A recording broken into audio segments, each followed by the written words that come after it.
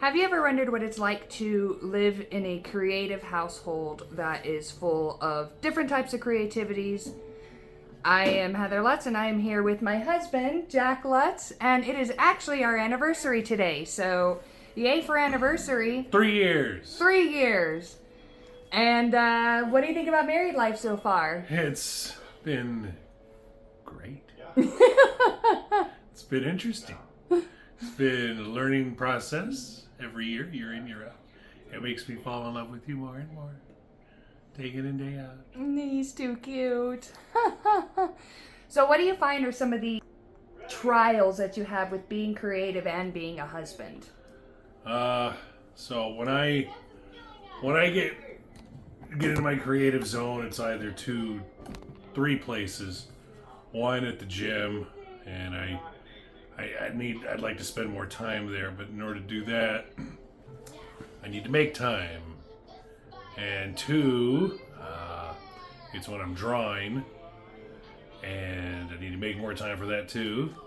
And 3, it's when I'm showering, and I need to make more time for that too. No, I make enough time for the shower, but that's really it. What about you? It's a good question. Yeah, I think the biggest problem I have is making good time decisions. Mm-hmm. I do a lot of things with my time, but I don't balance my time well. No. Okay, so when you're... You do. So what are some of your favorite creative passions? Yeah, it's drawing. Big time now, more so than ever. I'd like for it to be acting again, and that's been an itch that's only been getting worse and worse. Especially with some of the great movies that we've seen lately, and I miss it. And I see all my friends are succeeding, and I'm happy for them all. And I just okay, it's my turn. I want to do this now. So. That's the goal. Part of the goal for this podcast series that I have going on is to get noticed and get people that have movies coming up. If they see us, hey, we're here. We're actors. We know what we're doing. We're good at it. Mm-hmm. So tell me about some of your favorite acting jobs that you've had. I don't know. The Dead of Night was pretty good. That was a really fun experience. I'd have to say... I'm trying to think. Well, A Good Night's Sleep Tight was pretty good, which will never ever be released. Let's just face that. That's a movie that was done, shot, completed, but it was shot over in the summer, and that was just a very good time, very good place, and those were very fond memories that I had. What was one of your favorite actors that you worked with? Probably Lance Hendrickson. Lance Hendrickson. Lance Hendrickson and I spent a lot of time together. We would, sneak out and go to the casino. And he'd be on the slot. He was a lot like my mom. He was, he'd be on the slot machines, and I'd be at the blackjack table, and I'd check up on him. And I was losing. He kept winning. And I always thought that was pretty fun. And just, it was a very tight-knit, very close shoot. Yeah. So here's a question for you. What do you do when you need to unwind from everything?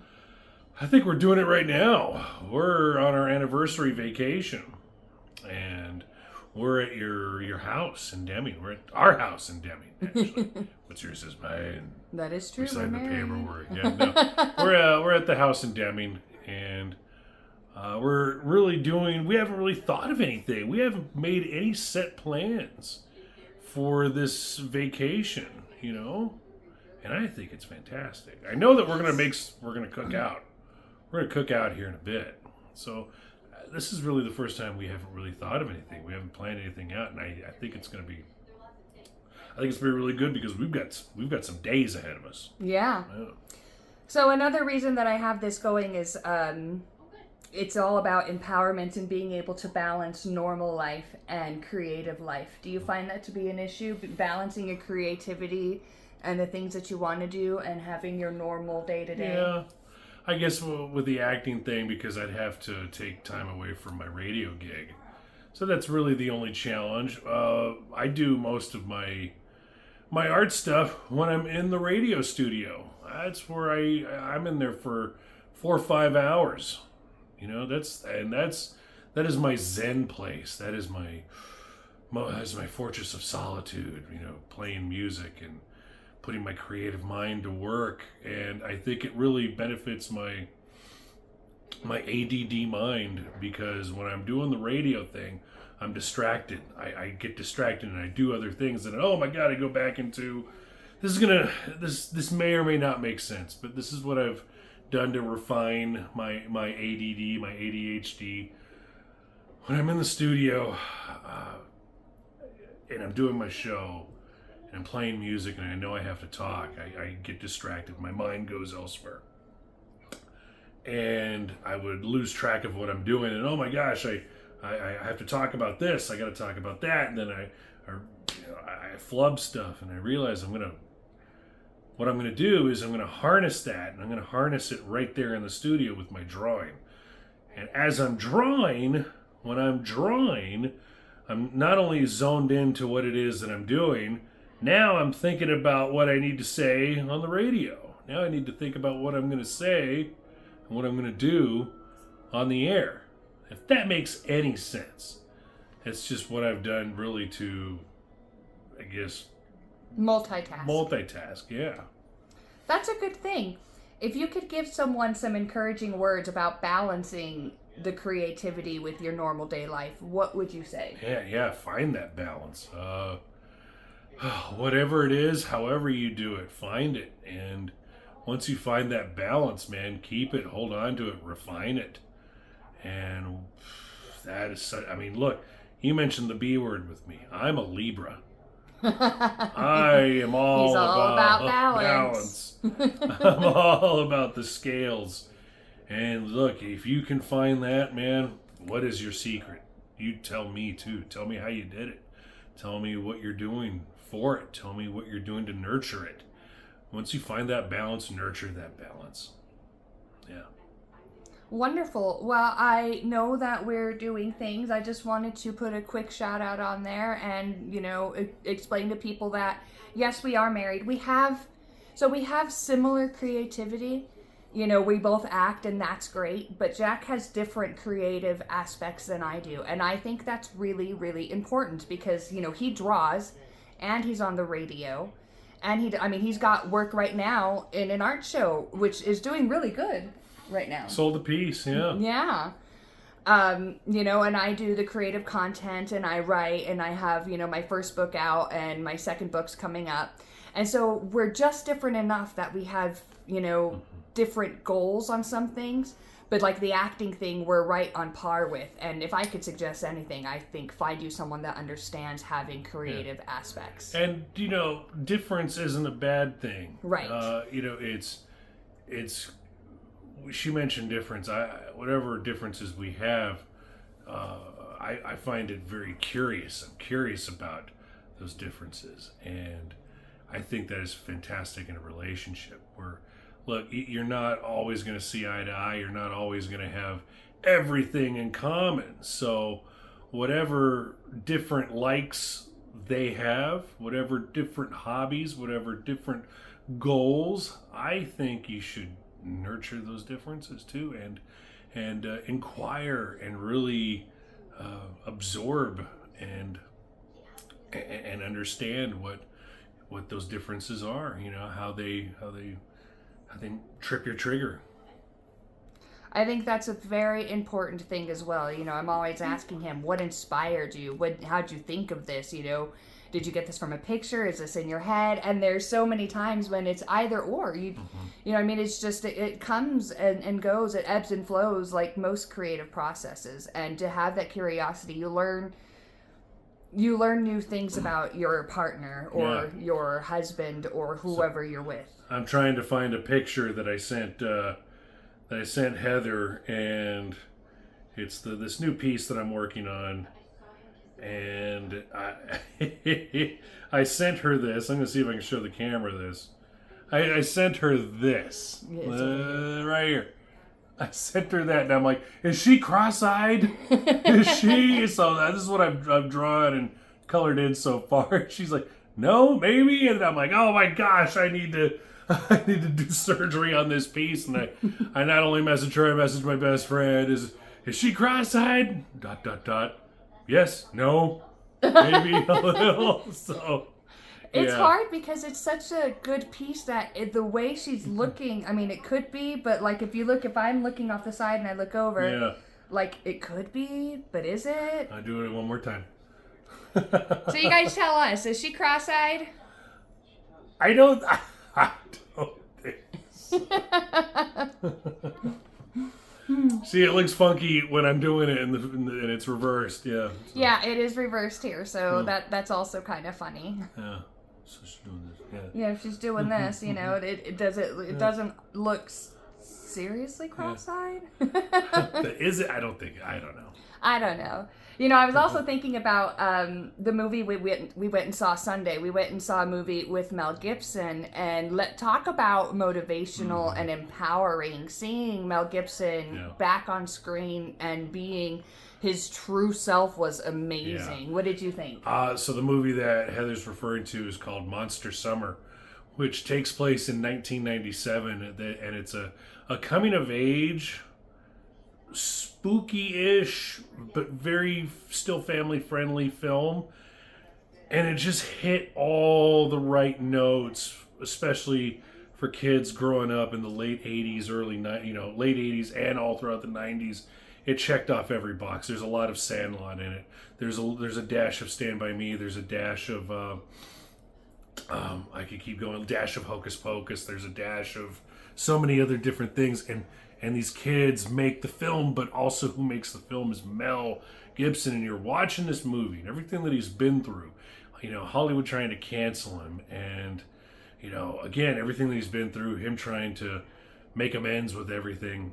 To see this movie and to see him be the Mel Gibson that we know and love was awesome to see. Yes. Yeah. And I had the privilege of working with him not too long ago when he was doing a movie in Las Cruces. Mm-hmm. And when I say work with him, I was a PA. I mean, I'm not even on the, credit list. However, when I say I'm working with him, I mean literally he asked me to help him work a scene. And it was so empowering to be there with someone that I grew up with, and it was an idol, and him asked me what I thought about a scene, and I got to talk with him, and things like that were so amazing. And then to be able to see him on screen as he should be, it was awesome. It was absolutely awesome. No. But we had a busy weekend last weekend as well. Did we? What did we do? The creative life makes everything a little mushy. Friday we did your art show. Yeah. How do you think that went? It went very well. Should I show them those pieces? Should I dig in my phone? Yeah. So if you'd like to, I'm going to put pieces of it as well in there. So, yeah, I submitted 3 pieces into this art show, the Dia de los Muertos art show, and I got to dig through all these through all these pieces, and so one of them sold, and it was the biggest piece, and I thought that was really cool. Gosh, sorry about that. I gotta find. Here we go. I gotta find it through Messenger. And okay, here's one. This one. Oh, I gotta go right here. So there's she. There's one of them. Okay, and then this is a piece I called, named after my mom. This is called Isela. And I'll also be putting other pieces on there as well. Yeah. You'll be seeing these in some B-roll. Yeah, here's one. Of course, this one sold. Gee, I wonder why. I wonder why. Yeah, I guess it's a little blurry. The camera has to adjust, but I had those 3 pieces, and the third one sold. So I'm not sure about the other 2, but hopefully they do. I wanted them all to sell together. I wanted the 3 ladies to stay together. Those 3 were called Tres en la Muerte, 3 in Death. And, that's a good name. Yeah. But then Saturday we went to the authors, the family corner for the authors in a El Paso, the Yeah. west side, the far east. Far east side of El Paso, we Yeah. were at a library, and there was a bunch of authors there telling their story about, you know, how they got to the point of writing a book, what they were writing about, what it means to them, which was really kind of inspiring. I will have some clips of that as well, although the audio is not good, it is there. Yeah, you got to speak. Yeah. I did. I got to speak. And that was really fascinating to me because I had this entire speech worked out in my head, but it was geared towards adults because my book is an adult book. You know, it's a very political sci-fi book. And Jack, you've read it. You know, it's very, you know... It can happen. It can happen. It's very political appropriate for the time. But when I started speaking, I had about 8 or 9 kids below the age of 10 that were super excited to hear me talk. Yeah. So I had to change how I spoke a little bit, and I didn't speak so much about the book as I did about being able to write a book. You know, it doesn't matter where you come from. I came from a small town. I'm from Deming. You know, I didn't have the college degree that other writers had. I didn't have, you know, all the opportunities so many other people had.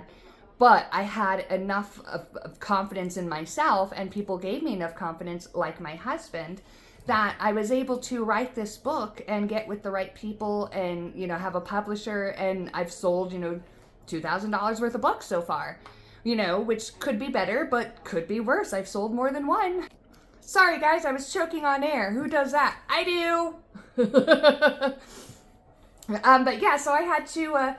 I changed it from the story of my book to the story of how it doesn't matter who you are, where you come from. Your dreams can be in reality if you focus and you really want it, and you're able to balance the life you have and the life you want until you get it. That's pretty good. Yeah? That's pretty good. Yeah. That's very, That sounds like something a teacher would say. Yes.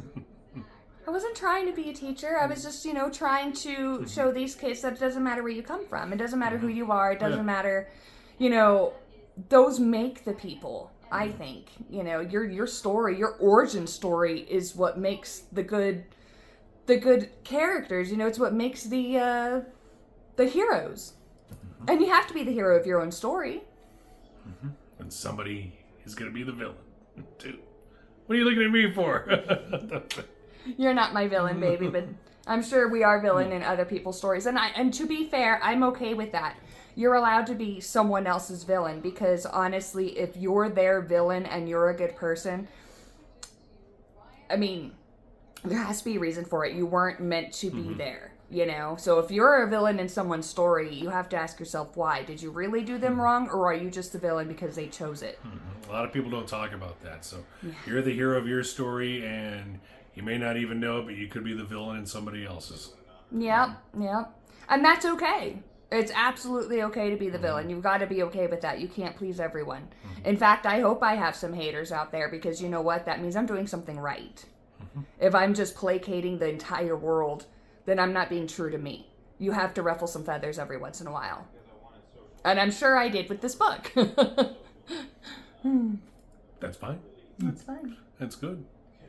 All right, guys. Well, that's it for Jack. I know you have things you want to do. I am going to bring my sissy if she wants to come.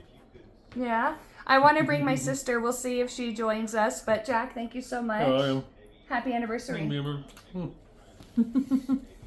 Sissy, come here. Your mom just got home. Oh, yay. Yeah. Hi, everyone. This is my sissy. This is Teresa. Say hi, T. Hi. T, what do you like to do that's creative? Walk my doggy.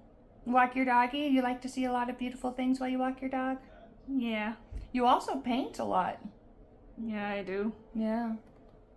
My mother's coming home. Sometimes I like doing puzzles and read a book. Oh, yes. I love that sort of thing, too. Hi, Mama. Hello. We're recording. Do you want to be a part of this? Sometimes I like playing games off my phone. Yeah, that's fun, too. I just wanted everyone to meet my sissy. And I love this background, so that to me is the best thing ever. Right? Too pretty. Too pretty. With two pretty girls. Yay. All right, guys, that's it for us today. I just wanted to say hi. And she's wearing her Outer Banks shirt. Yep. Yeah. We were just in the Outer Banks. That was fun. And we will speak to you guys later. And remember to live your best creative life.